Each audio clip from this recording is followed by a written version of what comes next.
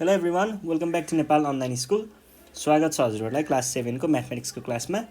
हामी चाहिँ अहिले सेट्स भन्ने च्याप्टर पढिरहेको छौँ र यसमा चाहिँ मैले तपाईँहरूलाई योभन्दा अगाडि सेट भनेको के हो, representation of set, member of set, cardinal number of set, अनि त्यसै गरी टाइप्स अफ सेट, यी कुराहरू चाहिँ के हो भनेर यसो छलफल गरेको थिएँ। त्यस पछाडि चाहिँ हामीले यसको एक्सर्साइज सल्भ गऱ्यौँ र आज हामी एउटा नयाँ टपिकतिर जाँदैछौँ है। र टपिकको नाम रहेको छ सेट रिलेसन। दुई वा दुईभन्दा बढी सेटहरूको बिचको रिलेसनलाई चाहिँ हामीले यहाँनिर छलफल गर्नेछौँ है। हामीसँग के रिलेसनहरू छन्, त्यही रिलेसनहरूको बारेमा चाहिँ आज हामी पढ्छौँ। त सुरु गरौँ है त।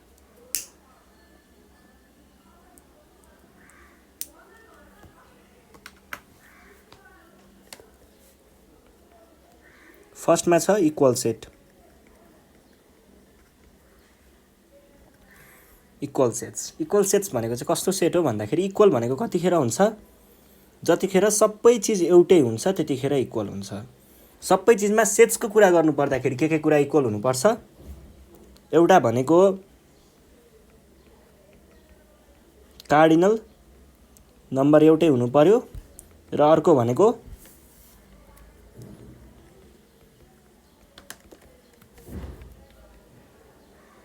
इलिमेन्ट्स चाहिँ एउटै हुनु पर्यो। यस्तो भयो भने दुईटा सेट्सहरूलाई हामीले इक्वल सेट्स भनेर भन्न सकिन्छ, दुईटा अथवा दुईभन्दा बढी हैन।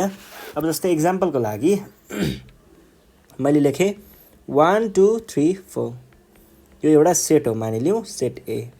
र अर्को लेखेँ मैले सेट बी, यो भनेको 1 2 3 यसरी लेखौँ न 4 3 2 1। हेर्दाखेरि त 1 2 3 4 3 2 1 छ, तर के छ त यसको कार्डिनलिटी नम्बर 1 2 3 4 4, अनि यसको कार्डिनल नम्बर 1 2 3 4, यसको पनि 4, र यसको इलिमेन्टहरू 1 यहाँ छ, यहाँ पनि छ, 2 यहाँ छ, यहाँ पनि छ, 3 यहाँ पनि छ, यहाँ पनि छ, 4 पनि छ। भनेपछि 1 2 3 4 यो दुईटैमा पर्ने इलिमेन्टहरू रहेछ। अनि अरू कुनै एक्स्ट्रा इलिमेन्ट पनि छैन, एउटामा भएको इलिमेन्ट सबै अर्कोमा पनि छ। त्यस्तो केसमा चाहिँ यो इक्वल भयो। र अब जस्तै अर्को इक्जाम्पल लिनु पर्यो भने मैले के भन्न सक्छु त, जस्तै ए भनेको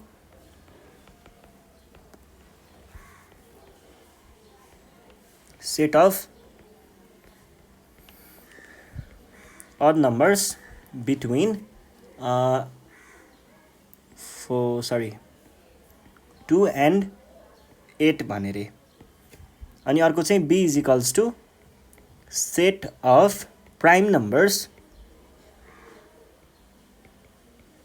बिट्विन 2 and 8। अब यहाँनिर प्राइम नम्बर र अड नम्बर भनेको त खासमा छुट्टा छुट्टै कुरा हो, तर यो भनेको के हुन्छ 2 परेन, 3 5 7 पर्यो, यसमा पनि 3 5 7 पर्यो, इलिमेन्टहरू पनि एउटै छ र यसको कार्डिनलिटी नम्बर पनि 3 र 3। भनेपछि यो दुईटा सेटहरू इक्वल सेट हो। र इक्वल सेट देखाउनको लागि हामीले ए इक्वल्स टु बी भनेर लेख्छौँ, यसले हाम्रो इक्वल सेट्सहरू देखाउँछ। ल अब अर्को हेर्नुहोस्, अर्को हुन्छ इक्विभ्यालेन्ट।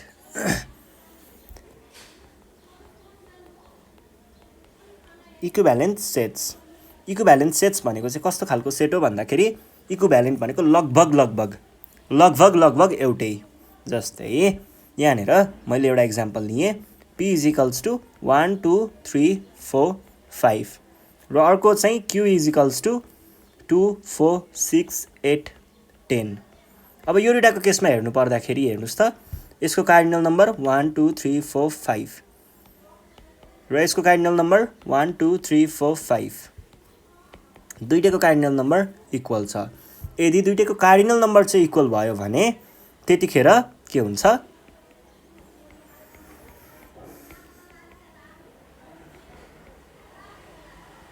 कार्डिनल नम्बर इक्वल भयो भने चाहिँ त्यस्तो केसमा चाहिँ के हुन्छ त, दिएको सेटहरू इक्विभ्यालेन्ट सेट चाहिँ हुन्छ है।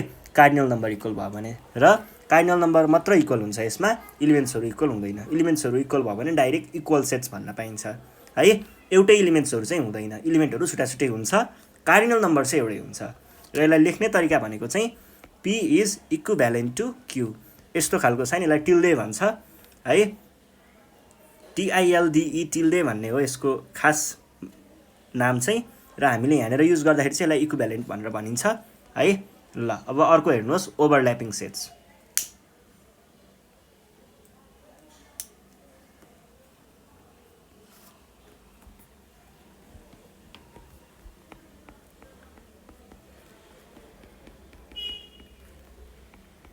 ओभरल्याप भनेको के हो? ओभरल्याप भनेको चाहिँ खप्टिनु।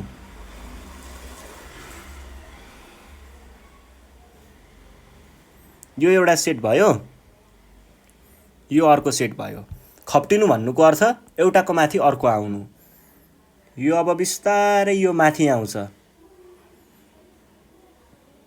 ओभरल्याप भयो, माथि आयो भनेको यो वाला सेटको माथि अर्को सेट चाहिँ पर्यो, कमन हुँदै आयो, यहाँनिर खप्टिँदै आयो। अब यो डिसजोइन्ट र ओभरल्यापिङ एकैचोटि बुझाउँछु। डिसजोइन्ट र ओभरल्यापिङ यहाँनिर के हुन्छ भन्दाखेरि यो दुईटामा चाहिँ दुईटा सेटहरू हुन्छ हामीसँग। दुईटा सेटहरूमा यो एउटा सेट भयो, यतापट्टिको एउटा सेट, यतापट्टिको एउटा सेट। दुईटा सेटहरूमा कुनै इलिमेन्ट कमन आयो भने, जस्तै यसरी भागहरू खप्टियो भने त्यतिखेर के हुन्छ त? यो भाग त कमन आयो नि त, यति पोर्सन भनेको त कमन पोर्सन भयो नि त। कमन पोर्सन भयो भने यो भनेको ओभरल्याप हुन्छ। ओभरल्याप भएको बेलामा मात्र कमन आउँछ। ओभरल्याप भएन, यो बाहिर आयो भने यतापट्टिको सेटको इलिमेन्टहरू छुट्टै हुन्छ, यताको छुट्टै हुन्छ। छुट्टा छुट्टै भएको बेलामा त्यसलाई हामीले डिसजोइन्ट भनिन्छ। भनेको एउटा पनि इलिमेन्ट कमन भएन भने, कमन नभएको बेला त्यो चाहिँ के हुन्छ? डिसजोइन्ट हुन्छ। र यो चाहिँ कमन भएको बेला त्यो चाहिँ के हुन्छ? ओभरल्यापिङ हुन्छ है। कमन भएको बेलामा यसरी खप्टिन्छ, कमन नभएको बेलामा बाहिर हुन्छ। हो, यो चाहिँ हाम्रो के भयो? ओभरल्यापिङ र डिसजोइन्ट सेट भयो। जस्तै इक्जाम्पलको लागि A = 1 2 3 4 5 र B = 2 4 6 8 10। यसमा के हुन्छ भन्दाखेरि यहाँनिर यो इलिमेन्ट 2 र 4 यो दुईटा चाहिँ के छ त? दुईटैमा परेको छ। दुईटैमा परेको केसमा यो कमन भयो, र यस्तो केसमा चाहिँ यो चाहिँ ओभरल्यापिङ हुन्छ। र अर्को इक्जाम्पल P = 1 3 5 7 9 र Q = 2 4 6 8 10। यस्तो केसमा यहाँको र यहाँको इलिमेन्टहरू कमन छैन। कमन भनेको दुईटैमा भएकोलाई कमन भन्छ, दुईटैमा नभएकोलाई कमन नभएको भन्छ। दुईटैमा भयो भने मात्र कमन भन्छ। र यहाँनिर कुनै पनि इलिमेन्ट कमन नभएको हुनाले यो चाहिँ हाम्रो डिसजोइन्ट सेट भयो, र यो चाहिँ हाम्रो ओभरल्यापिङ सेट भयो है। ल ओभरल्यापिङ सेट र डिसजोइन्ट सेटको कुराहरू यही नै हो। अब यस पछाडि तपाईँहरूले पढ्नुपर्ने भनेको एउटा सबसेट भन्ने टपिक हुन्छ। सबसेटको बारेमा पढ्नुपर्छ।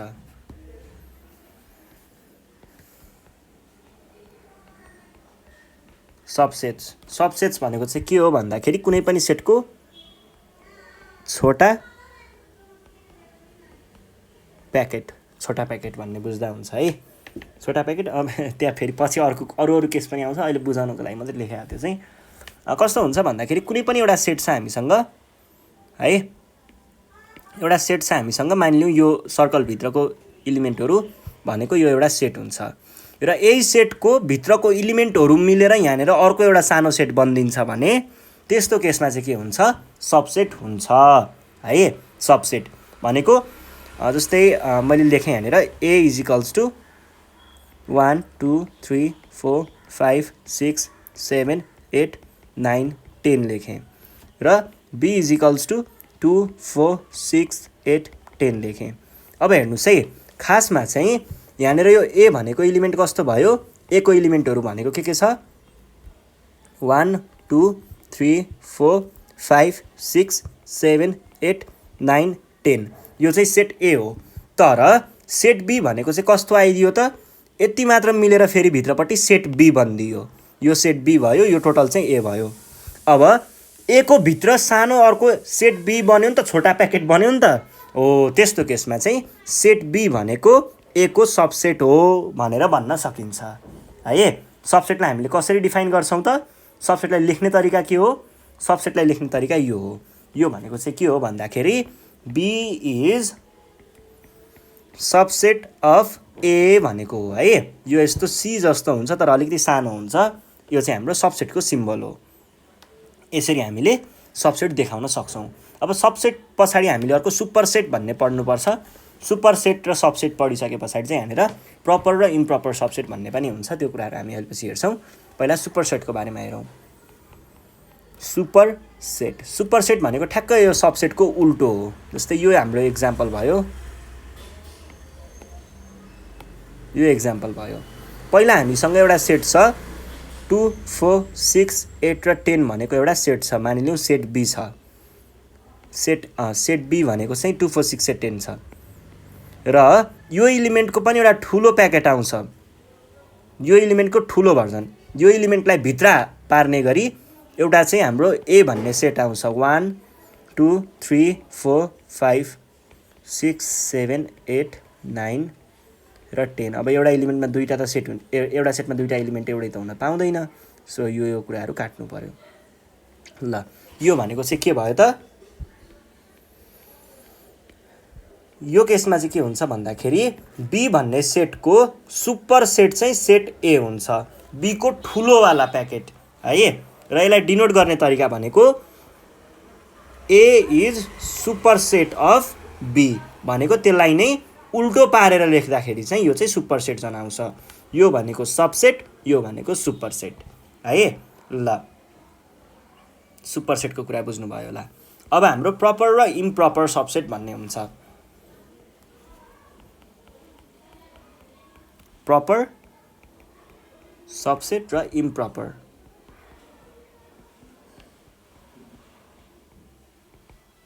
प्रपर सबसेट र इम्प्रपर subset.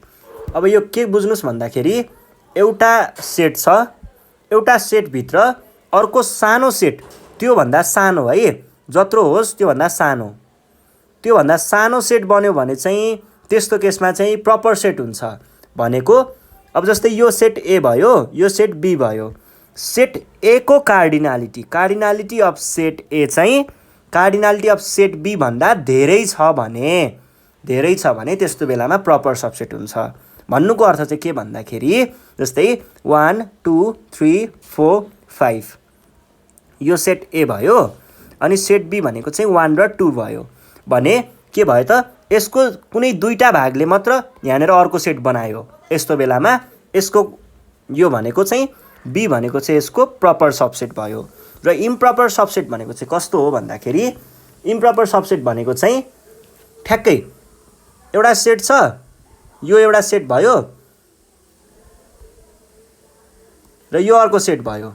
Set A set be ठ्याक्कै इक्वल भयो भने है, ठ्याक्कै इक्वल भयो भने त्यस्तो बेलामा चाहिँ हामीले के भनिन्छ त?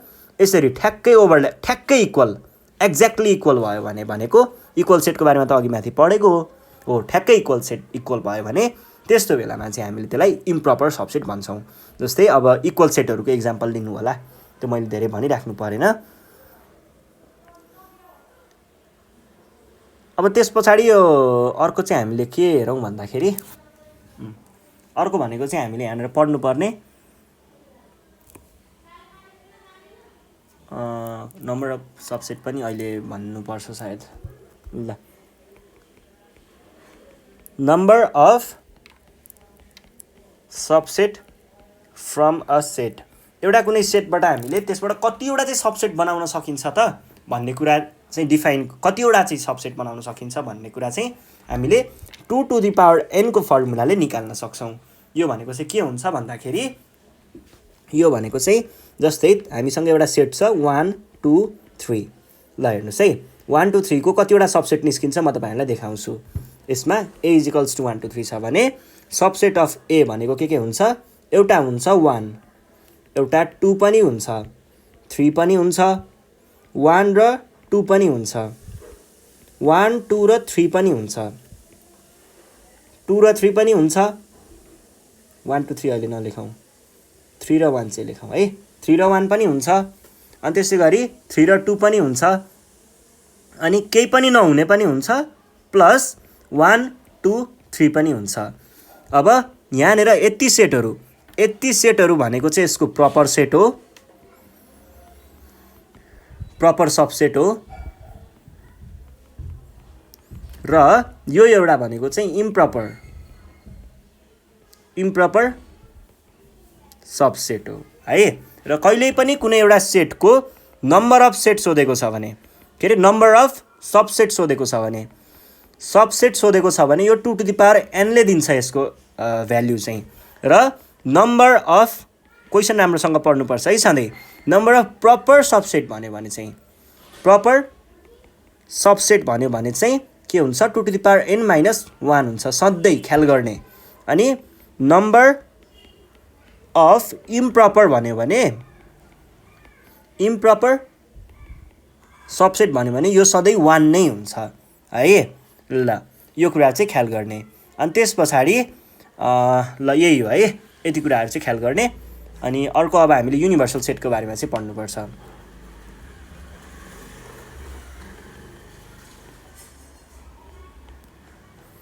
युनिभर्सल सेट भनेको चाहिँ सबैभन्दा ठुलो सेट। कुनै पनि एउटा सानसानो सेटहरू दिएको छ,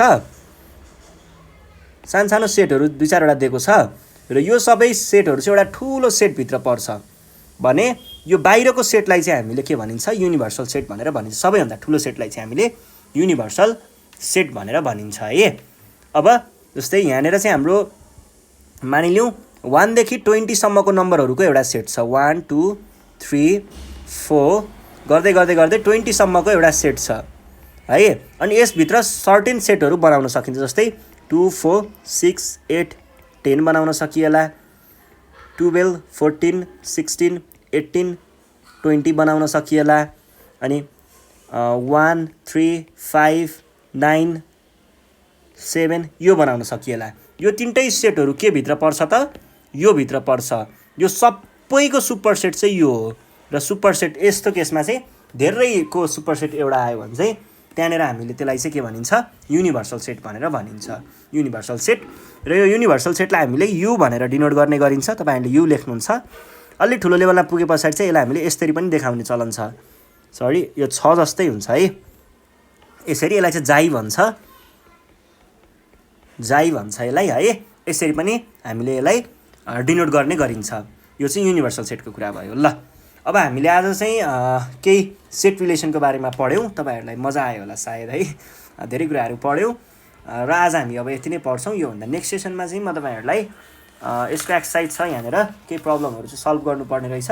यो प्रब्लमहरू चाहिँ म योभन्दा नेक्स्ट सेसनमा तपाईँहरूलाई सल्भ गराउने छु। त्यति बेलासम्मको लागि नेपाल अनलाइन स्कुललाई बिदा दिनु होला। Thank you.